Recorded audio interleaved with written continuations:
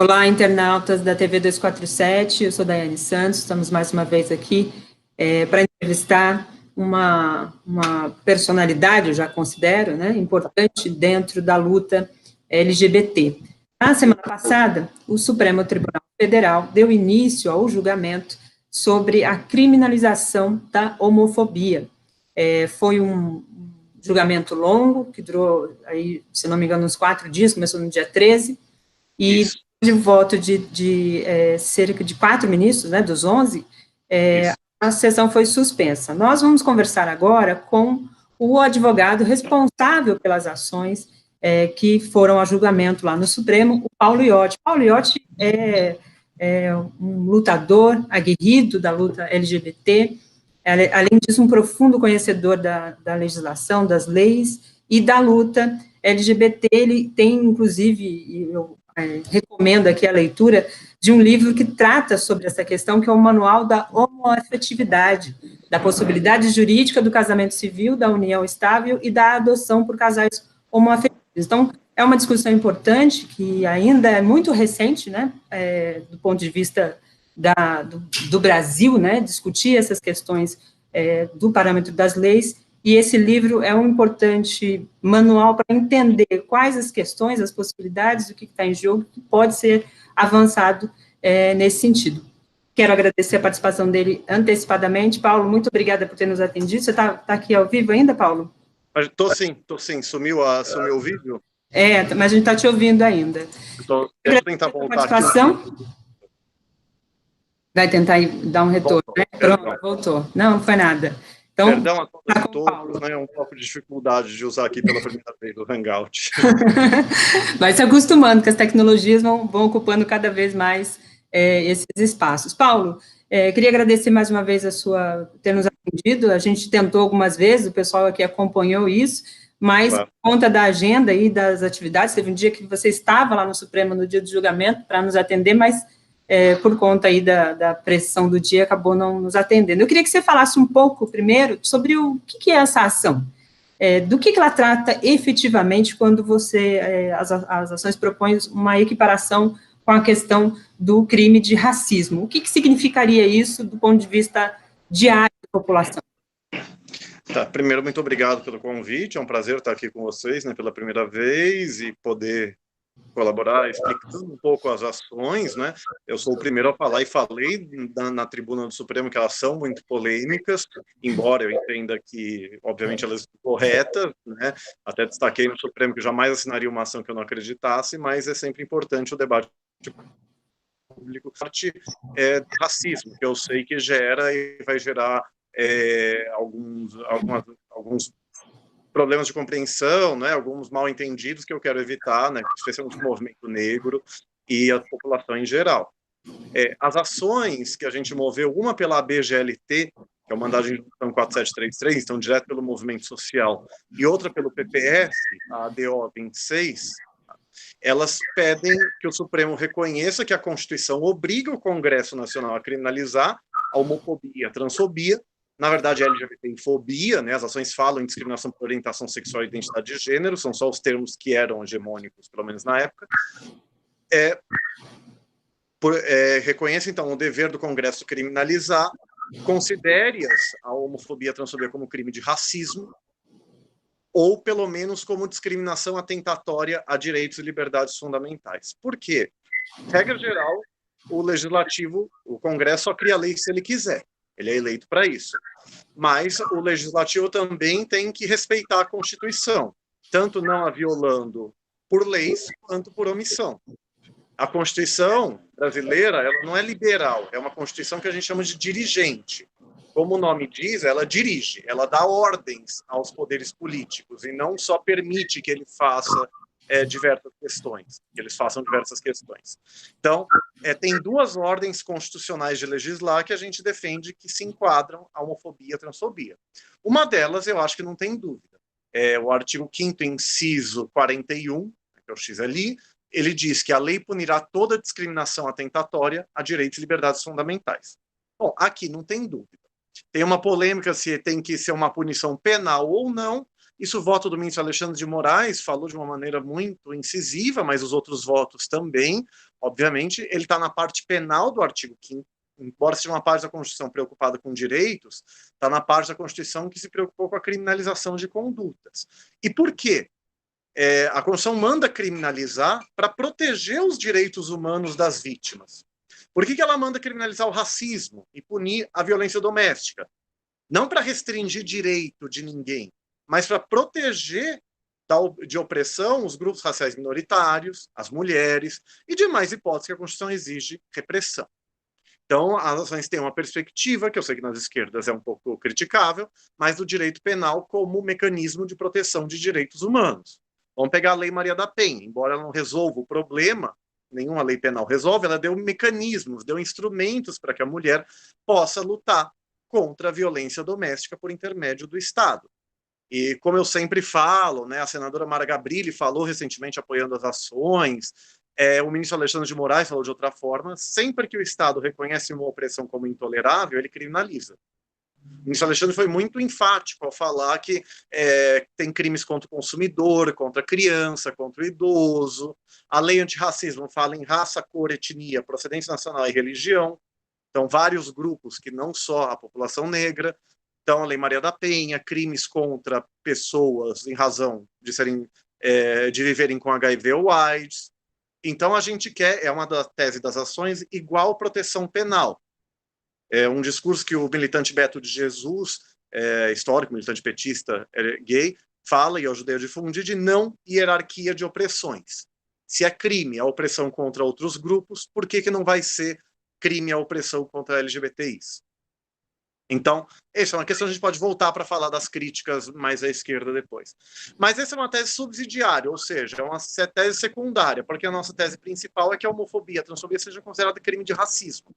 E aí o inciso 42 da Constituição manda punir criminalmente, aí não tem dúvida, o racismo. Por que isso? Em 2003, o Supremo teve um julgamento muito famoso, que é sobre antissemitismo. Ele falou que o antissemitismo, a discriminação contra judeus, é racismo. Embora a discriminação por religião já tivesse na lei antirracismo, se fosse um crime de discriminação não racista, como o habeas corpus pediu no Supremo, ele estava prescrito. Foi o voto vencido de um ministro. Não, o Supremo falou que o antissemitismo é racismo. Por quê? Com o projeto Genoma, acabou a crença de que a humanidade era composta por raças biologicamente distintas entre si. Uma tese ainda muito forte, até 2001, e bobear, muita gente ainda acredita nisso, né? Socorro. Mas, então, para o racismo não virar crime impossível, que é uma categoria do direito penal, o Supremo adotou um conceito político e social de racismo e não biológico. Até porque tanto a Constituição, o artigo 3º, inciso 4º, e toda a lei antirracismo falam em raça e cor em palavras diferentes. Se a lei usa palavras diferentes, a gente tem uma máxima de que a lei não possui palavras inúteis. Se raça está diferenciada de cor, então racismo não pode ser só por critérios fenotípicos, de cor de pele. Então, o Supremo, baseado em fortíssima literatura, né, sobre antissemitismo e racismo, em renomados professores de direitos humanos, como Celso Laffer, falou: racismo é a inferiorização de um grupo social relativamente a outro. Aí, como eu sempre digo, se este é o conceito constitucional de racismo, e eu acredito que ele seja, então é inegável que a homofobia, a transfobia também sejam configuram um crime de racismo. E aí, tanto na minha sustentação oral, como nas minhas últimas petições ao Supremo, que na verdade é o que a gente chama de memorial, né? Eu não protocolei por quê? Isso é muito comum em qualquer tribunal. Os argumentos já estão no processo, você só manda um resumo para os juízes, então você não protocola. A literatura negra antirracismo, a epistemologia negra antirracismo, referenda esse conceito do Supremo, embora com mais nuances. Então, raça é um dispositivo de poder que visa, através de uma argumentação artificial, ideológica, estabelecer um grupo como dominante e um grupo como dominado, estabelecer um grupo dominante como, aspas, o natural, o neutro, o bondoso, aí o grupo dominado como, aspas, o ideológico, o perigoso, o antinatural, o degenerado da pessoa ideal. Veja que você teve teoria da degeneração racial, assim chamada, para inferiorizar a população negra, teve teoria da degeneração sexual também contra a população LGBTI. Então, todos esses elementos chaves do conceito político-social de raça e racismo, que a epistemologia negra, a literatura negra antirracismo afirma, então, a partir de estereótipos culturais e religiosos para naturalizar um como dominante e outro como dominado, isso, a meu ver, a responsabilidade é minha. Então, assim, eu cito autores e autoras negros e negras antirracismo, mas eu que faço a ilação, tem que ficar claro. Então, não me faz sentido limitar a homofobia, o racismo, perdão, só ao critério de cor de pele. E aí eu argumentei da tribuna do Supremo, que já me argumentaram isso. Inclusive, estou para responder um artigo, né, de um professor do movimento negro, né, reiterando nesse sentido. Me falam, Paulo, mas a discriminação contra negros de um lado e contra gays, LGBTs de outro, tem peculiaridades. Tá bom, tem. Mas pega de novo a lei antirracismo. Tirando que ela fala em raça e cor em palavras diferentes. Então, se a gente ganhar no Supremo a discriminação por raça, o crime de discriminação por raça que está na lei, vai abarcar a homotransfobia. Então, o Supremo não vai estar legislando, ele vai estar interpretando, atribuindo significado à lei, que é a função do judiciário. Mas ela fala em cor, etnia, procedência nacional e religião. Então, xenofobia, discriminação contra religiosos é racismo. Mas, assim, vamos pegar cor e etnia, que aí ninguém vai duvidar que ambas configuram racismo. A discriminação contra negros e contra índios, para ficar nesses grupos, tem peculiaridades. Ora, a opressão contra negro pobre e negro rico tem peculiaridades, e nem por isso só uma delas vai ser racismo. Então, o que eu acho, o que eu entendo, é que esse conceito do Supremo, pelo menos assim, refinado pela literatura negra antirracismo, ele dá uma racionalidade ao conceito, porque para que o legislador não possa também dizer que qualquer coisa é racismo.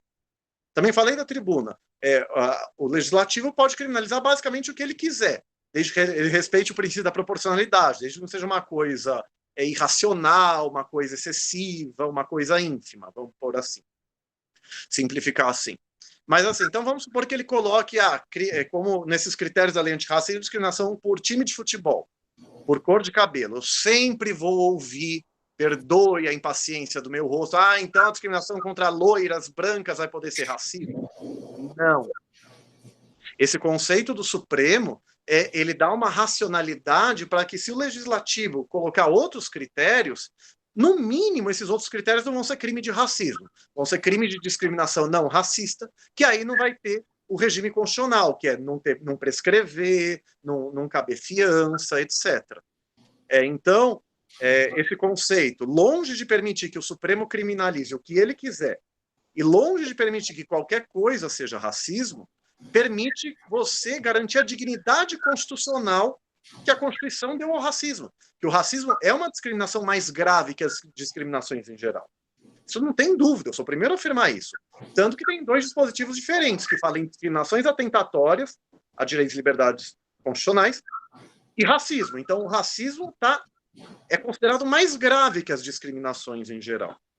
Mas eu acho que esse conceito do Supremo, com essas refinações, ajuda nisso. Tanto que da tribuna, aí eu finalizo, né, essa pergunta, eu falei, podemos limitar ainda mais para discriminação estrutural, sistemática, institucional e histórica.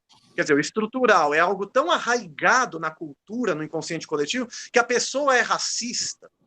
Já que eu falo que tudo é racismo, né, já que ela é negrofóbica, já que ela é homofóbica, ela é xenofóbica, sem perceber. O estrutural é tão enraizado na cultura que a pessoa é discriminatória sem perceber. Porque você tem uma crença que a pessoa só discrimina quando ela tem a intenção de discriminar. E é uma discriminação arbitrária e irracional. Não, você tem estereótipos e padrões culturais que naturalizam discriminações sem que a sociedade até perceba. Então, isso é simplificando bastante o conceito de estrutural. Então, mesmo se restringindo bastante naquilo que, na essência, a literatura negra antirracismo diz que é racismo, a homofobia e a transfobia se enquadram. E aí, não por analogia. Você não pode, no movimento social, a gente fala equiparar o racismo, porque os projetos de lei mais famosos, eles queriam colocar orientação sexual e identidade de gênero entre esses critérios da lei de racismo. Mas aí tu vai colocar na lei, não. Equiparar supõe analogia, você tratar como igual, mesmo não sendo a mesma coisa.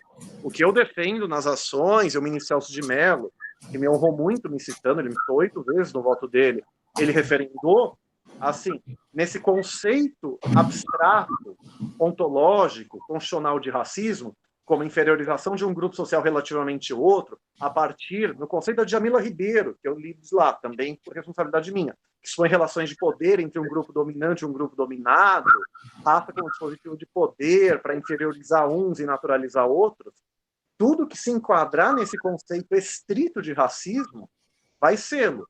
Então, negrofobia, xenofobia, então, homofobia, transfobia e outros critérios. Aí, quais os futuros critérios? Bom, o judiciário decide o que está posto, né? Então, vamos discutir se a homofobia e a transfobia se enquadram nesse conceito de racismo, e aí outros problemas, como machismo, como gordofobia, como tudo que falam, a gente discute em um outro momento. Mas essa é a ideia central das ações. Desculpa falar muito, mas é o juridiquês do juridiquês, é uma ação muito polêmica.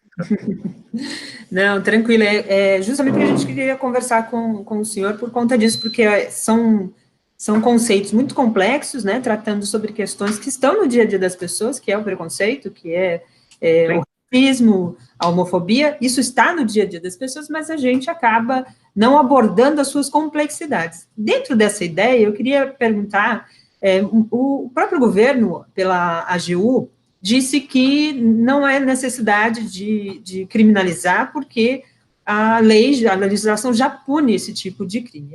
Eu questiono ao senhor se essa argumentação tem fundamento do ponto de vista prático, porque muitas vezes, inclusive nas salas de aula do direito, se fala que o Brasil tem uma prática de insuflar, inchar as suas leis, né, as suas leis. Então, criar mais leis para tipificar mais situações, quando já há uma lei que trata sobre essa questão. Isso foi falado na questão do feminicídio e volta a ser usado como argumento na questão agora da criminalização da homofobia.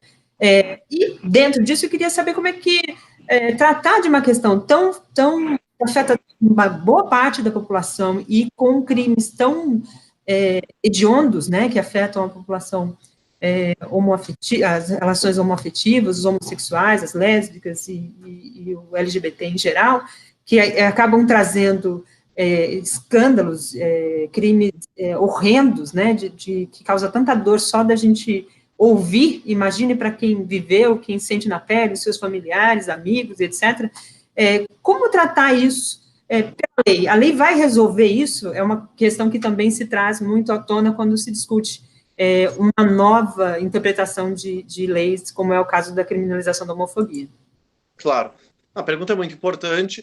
Esse argumento de que o Código Penal seria suficiente, ele é realmente bem difundido, mas ele está equivocado, por duas razões. É uma questão puramente prática. O Código Penal não pune a conduta de discriminar alguém. O crime de constrangimento ilegal, ele induz a erro, mas ele exige violência e grave ameaça.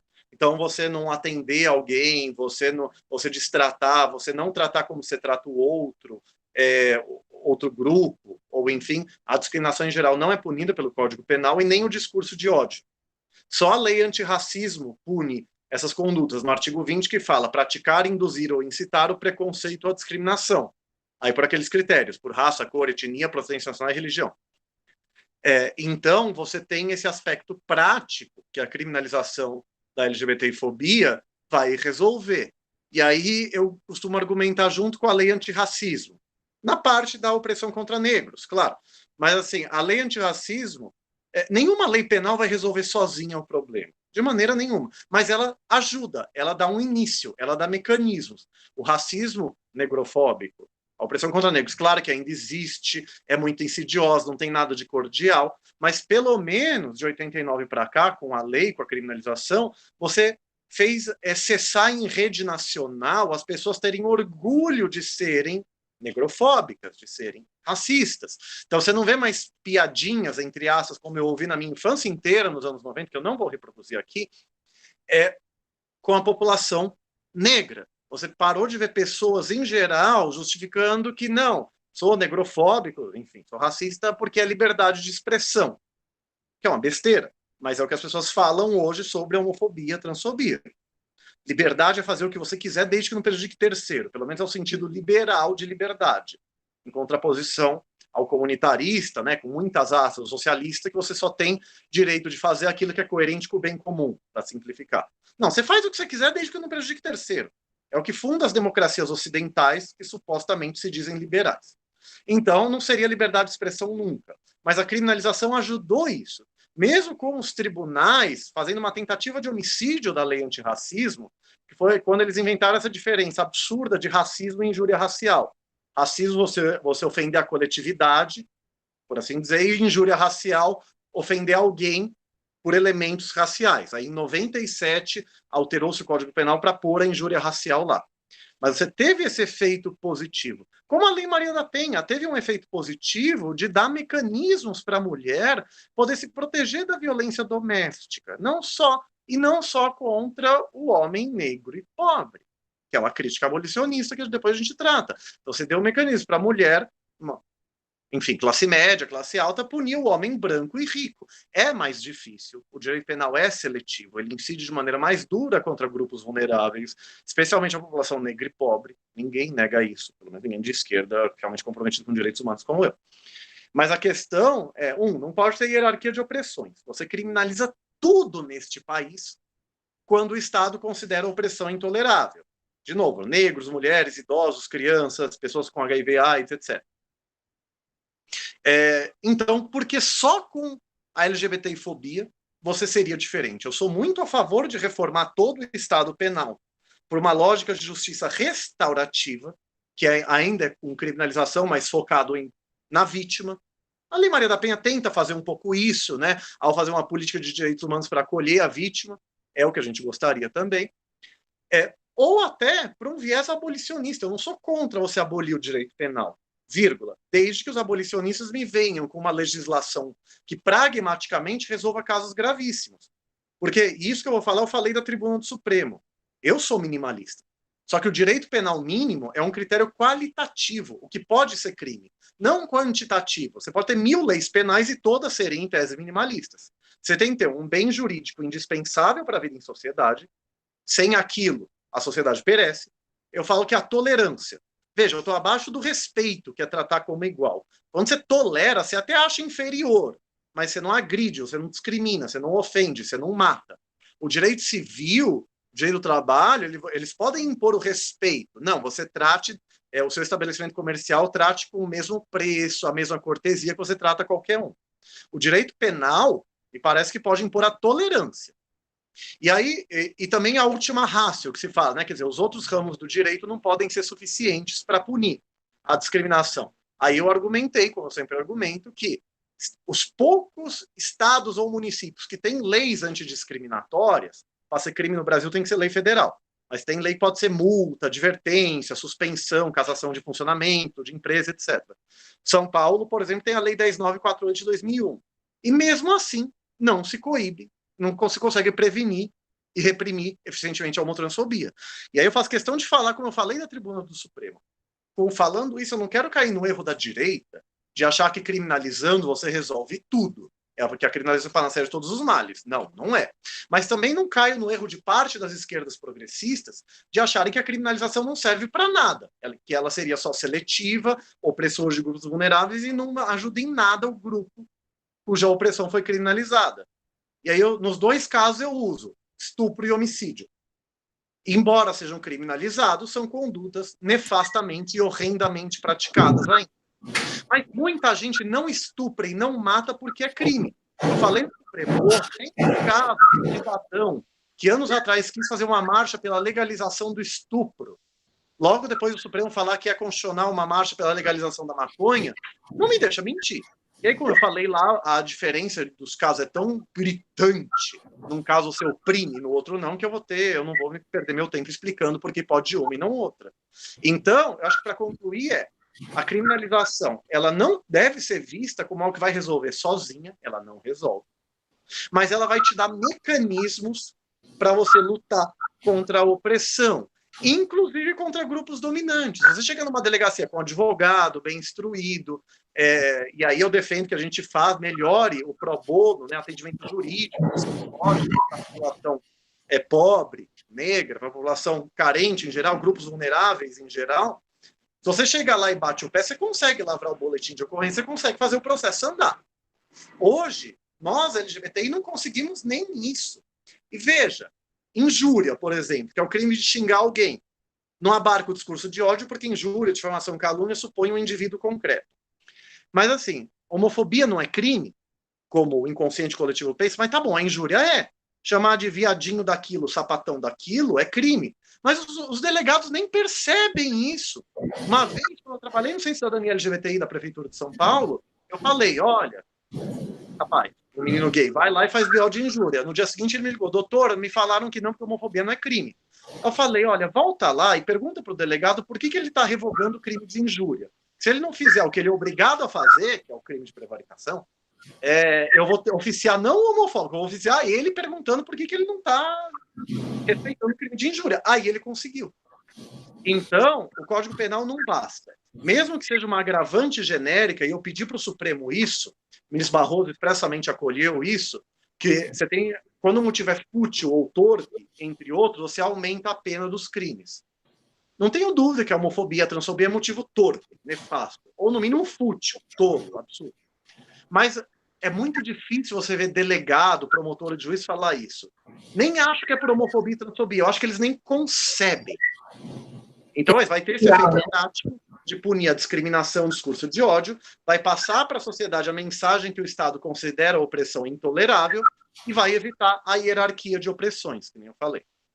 Correto. É importante o que você está falando, porque demonstra que a lei tem essa força, né? Apesar do delegado não respeitar o que seria óbvio, porque ele tem conhecimento da lei, né? E não deveria se furtar disso, ele, nessa condição, ele ainda age dessa forma, e tem casos e exemplos, deve ter um monte aí sobre essa questão. Eu queria abordar um pouquinho mais e abusar um pouquinho do seu conhecimento aqui conosco. Dentro dessa proposta, alguns setores, principalmente os evangélicos, as lideranças de alguns setores evangélicos, não todos, mas alguns setores, argumentaram que essa proposta iria atingir particularmente os pastores e religiosos que abordam essa questão da homossexualidade, às vezes de forma muito agressiva e até desrespeitosa, mas que a legislação ia causar uma situação de constrangimento a esse campo da sociedade. Queria que você falasse um pouco isso, porque nos últimos anos essa questão tem sido tratada de forma muito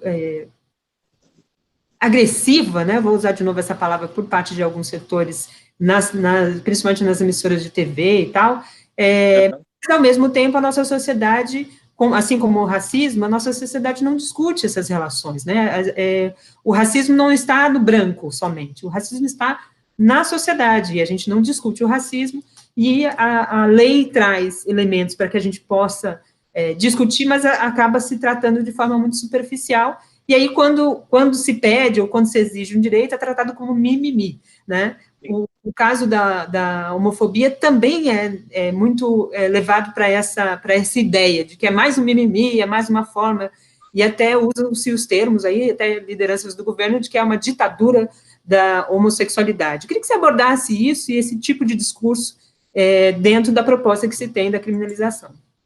Claro, não, é um discurso importante, eu também falei isso da minha sustentação oral, e todos os ministros que já votaram, né, abordaram essa questão também.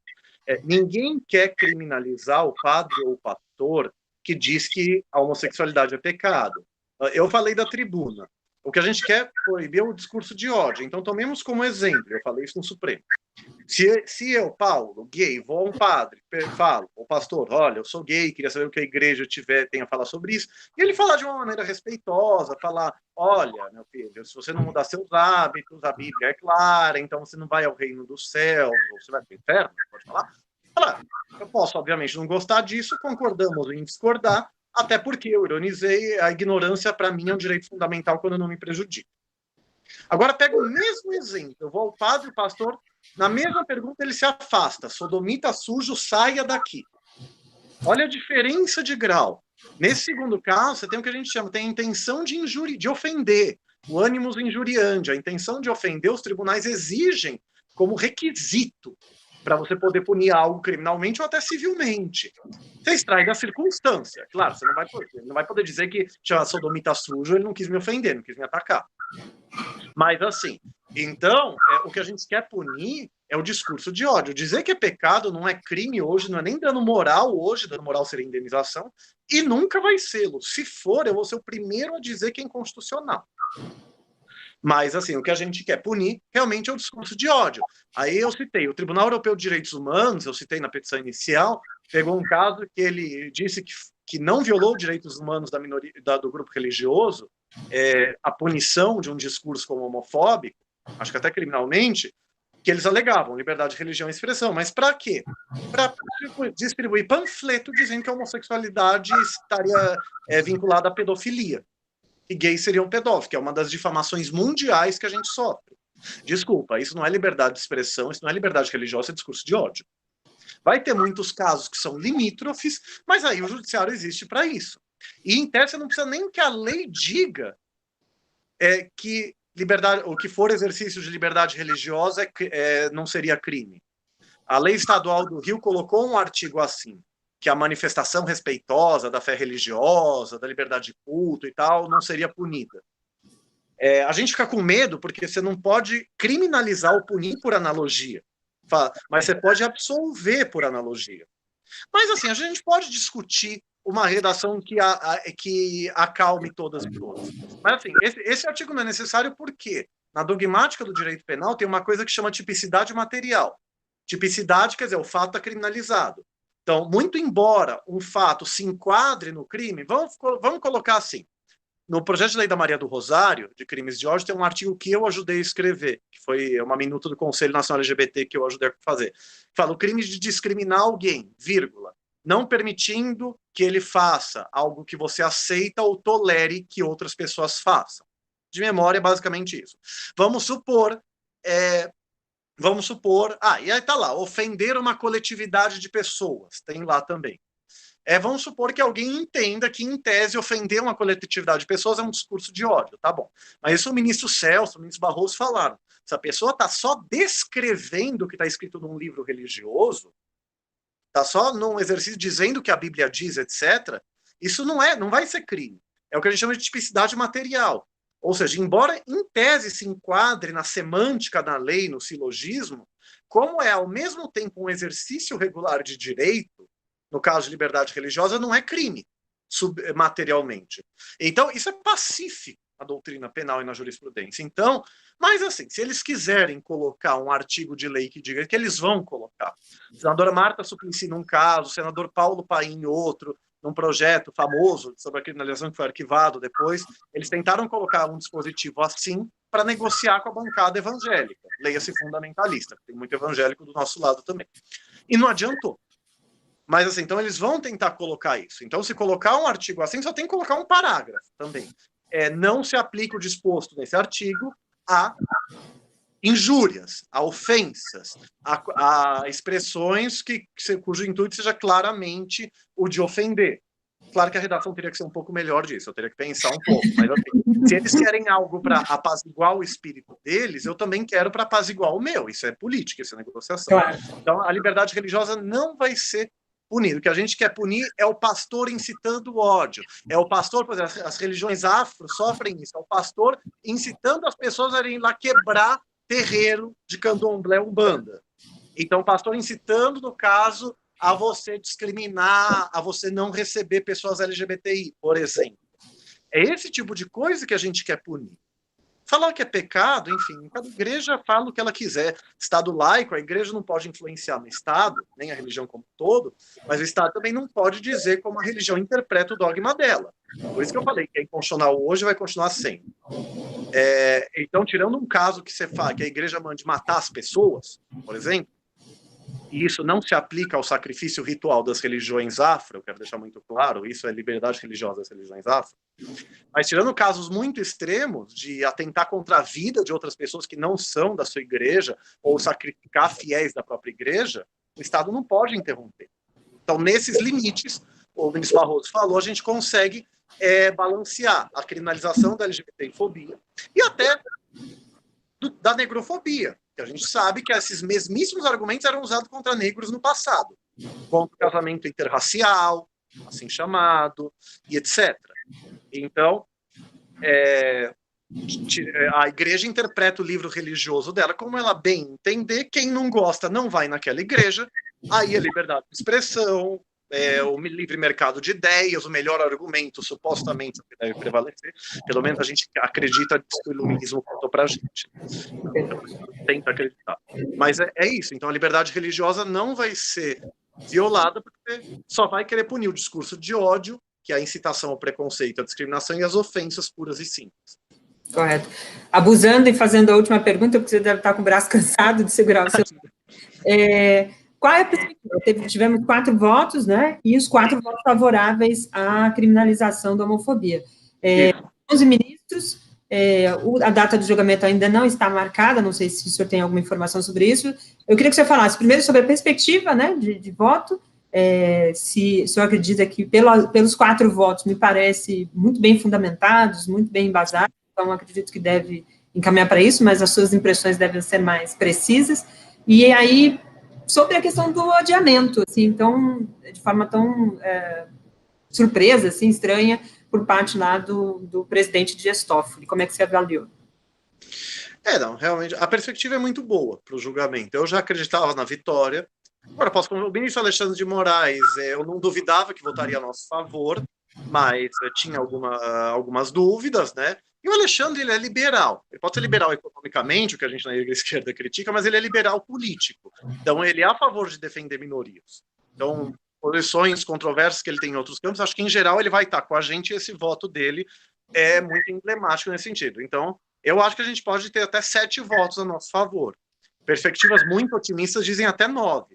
O ministro Barroso disse que está se desenhando, né, uma surpreendente, é muito surpreendente mesmo, unanimidade ou surpreendente maioria larga. Eu contava com 6-5, 7-4, na minha melhor perspectiva. Isso é considerado como racismo.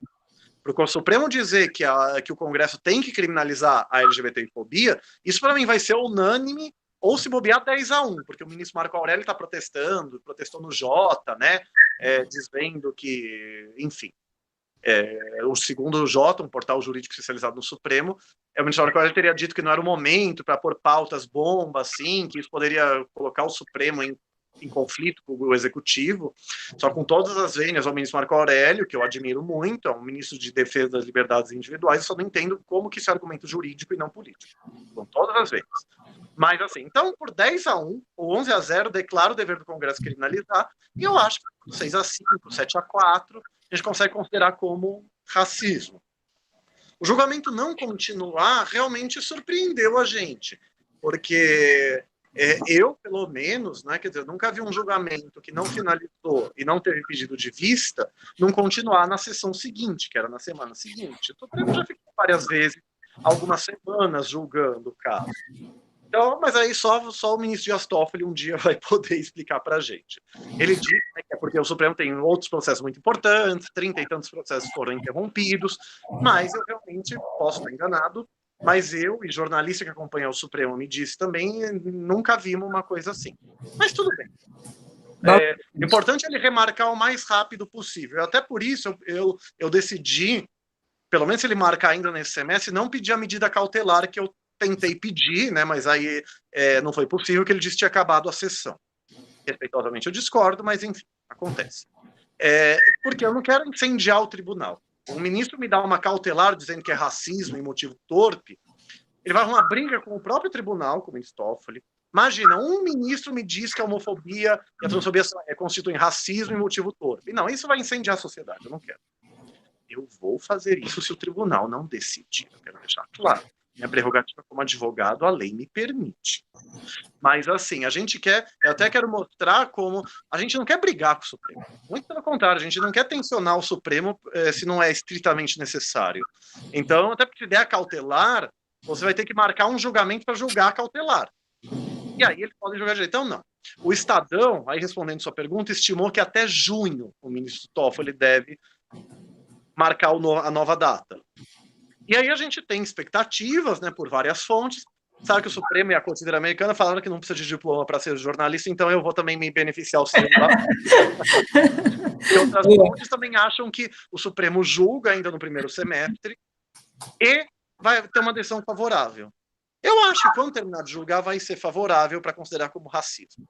Porque os 4 votos rejeitando o pedido mais ousado, que é minha tese de doutorado, que é falar, se não considerar como racismo, legisle. O Supremo já superou a exigência constitucional de lei para regulamentar a greve do serviço público. A Constituição exige lei para isso. E ele ia superar de novo para regulamentar o aviso prévio proporcional ao tempo de serviço. Só que aí o Congresso, eu acho, ficou com medo e aprovou uma lei com um critério que eu acho que não seria tão benéfico como no Supremo. Mas se o Supremo superou a exigência de lei lá, por que não poderia superar a exigência de lei no crime? Para superar a omissão inconstitucional. Essa é a minha tese de doutorado. E até eu coloquei lá porque falei, Supremo, olha, em outros casos você está regulamentando. Se você não vai regulamentar, como que você resolve? A tese do racismo resolve isso. A discriminação por raça, que não é discriminação por cor, pelas palavras da lei da Constituição, consegue ser interpretada nesse sentido. Então, o Supremo não precisa legislar, superar o que no direito a gente chama de reserva legal, que é a exigência que a Constituição faz de lei para que algo possa ser exercido. Então, quer dizer, o Supremo rejeitou isso. Eu faço questão de esclarecer isso para falar, sim, a ação até pediu para o Supremo legislar, vírgula, se ele não considerar que como racismo. Você pegar o fim da minha sustentação oral, eu falei exatamente isso. Falei, quero deixar muito claro, considerar que é racismo não precisa legislar. Então, é isso. Então, considerar como racismo está interpretando as palavras da lei. Não precisa nem do conceito de separação de poderes como freios e contrapesos, que é o que eu justifico na outra tese. Tem autores muito fortes no direito que falam. Embora não no penal, a Constituição exige lei, mas o Congresso não cria, para a Constituição não virar um conselho que não serve para nada, então o Supremo normatiza, separação de poderes, é um poder controlar outro em freios e contrapesos. Aí eu falei, no dia seguinte o Congresso controla o Supremo. Como? Criando a lei. Porque tudo que ele não pode é não criar a lei. A gente volta no começo. Por quê? Porque tem a obrigação de legislar. E aí, deixa eu me antecipar uma outra pergunta que todo mundo sempre faz, mas o Supremo fala que é racismo. O Congresso pode criar a lei? Ele deve criar. Então, assim, por quê? O Supremo resolver, seja como for, é uma situação imperfeita, porque a Constituição quer, num mundo ideal, perfeito, que o Congresso crie a lei. Então, o Supremo não vai decidir isso agora, quer dizer, mas eu entendo, se criar uma outra lei específica, a homofobia vai continuar sendo racismo, a transfobia também, então vai aplicar o regime constitucional do racismo. Claro que a gente quer uma lei como a Lei Maria da Penha, como disse um artigo crítico às ações, mas justamente a premissa de quem acha que o Supremo não pode legislar, então, inviabiliza que o Supremo faça isso. Então, a única coisa que o Supremo pode fazer é falar que o crime de discriminação por raça, na acepção político-social de raça e racismo, abarca a homotransfobia. E nisso ele está na competência judicial tradicional de dizer o significado da lei. Então, isso não é governo de juízes, porque se o Congresso achar que precisa de uma criminalização com peculiaridades, com normas específicas, ele vai poder fazer a lei. E a lei dele vai valer. Exceto no que for absurdo. Me falaram, mas e se ele falar que só a violência física é crime de homofobia e transfobia e não discurso de ódio? Aí eu respondi para um jornalista, que eu não lembro quem. Falei, para ele fazer isso, vai ter que ter um artigo de lei dizendo isso. Aí eu entro com uma ação do Supremo, tem que ser artigo inconstitucional. Inconstitucional. E aí, quer dizer, aí eu gosto de dar como um exemplo. As pessoas devem achar que eu sou adepto do governo de juiz. Eu não sou. Mas essa lei do aviso prévio proporcional ao tempo de serviço, como que é? A Constituição dá 30 dias e a lei fala 3 dias por ano, se não me engano, no limite de 60. Você pode ter no máximo 90 dias. Paulo, politicamente, eu acho isso muito pouco. Não sou advogado trabalhista, posso estar enganado na média mundial, mas eu acho pouco. Mas eu não acho que é inconstitucional. Seria inconstitucional fosse um dia a cada 3 anos, no limite a cada de 5 dias. O exemplo absurdo ajuda a gente a fazer. Então, se for algo ínfimo, o Supremo anula. Mas o Supremo ele só declara nulas leis ou omissões do Congresso em casos extremos. Estuda isso. É a doutrina do diálogo institucional. O Supremo referenda 90% ou mais das decisões do Congresso. Muitas vezes até quando o Congresso decide contra o Supremo. Porque muitas vezes o Supremo decide quando não tem lei, nem um sentido nem outro. Aí o Congresso cria uma lei, uma emenda constitucional, e o Supremo normalmente aceita isso, porque o juiz tem que ter deferência, tem que ter, o juiz não pode substituir a vontade política do legislador pela dele. Ele só pode invalidar quando for muito arbitrário, irracional, quando for claramente contra a Constituição dos Direitos Humanos. Então, quer dizer, na mídia só caem os casos que o Supremo invalida o Congresso, regra geral. Mas a maioria dos casos o Supremo referenda. E vai ser assim, então. A menos que faça uma pena ridícula, ou hipóteses muito ínfimas, para o crime de homofobia e transfobia, né, de LGBTI-fobia, o Supremo vai aceitar. Acho que é isso. Que bom, obrigada, Paulo. Nós conversamos aqui com Paulo Iotti, doutor Paulo Iotti, autor das ações lá junto ao Supremo Tribunal Federal, que trata sobre a criminalização da homofobia. As ações é do PPS e da Associação Brasileira de Gays, Lésbicas e Transgêneros, né? É a ABGLT. Só me permite, assim, a ABGLT atualizou o nome, agora é a Associação Brasileira de Lésbicas, Gays, Bissexuais, Travestis, Transsexuais, Intersexos, mas no processo era o nome antigo. É o nome antigo, correto. O Paulo também é diretor-presidente do Grupo de Advogados pela Diversidade Sexual e de Gênero. Paulo, muito obrigada, a sua entrevista é uma aula, né, você é mestre em Direito Constitucional, autor de algumas obras que tratam sobre esse assunto. Com certeza vamos conversar com você mais vezes, agradeço aí a sua disponibilidade e prometo incomodá-lo, como disse, mais vezes. Por favor, vai ser sempre um prazer. Muito obrigado pelo convite, fico sempre à disposição. Legal. E dou o recado que a gente está articulando, fazendo o máximo possível para que o ministro Toffoli, né, reagende o julgamento mais rápido possível. Ele tem sido bem sensível, né, à pauta LGBTI quando ele faz as pautas, então a gente acredita que não vai ser um problema, ele não vai engavetar. Então, tenho certeza que acho que nesse primeiro semestre o Estadão está certo, a gente deve terminar esse julgamento e com resultado positivo, né? Oxalá. Oxalá. Axé também. Gosto de todos. Obrigada, Paulo, novamente. Internautas, continuem acompanhando a nossa programação. Nós voltamos aí com mais informações, mais entrevistas. Até mais. Até mais. Obrigado.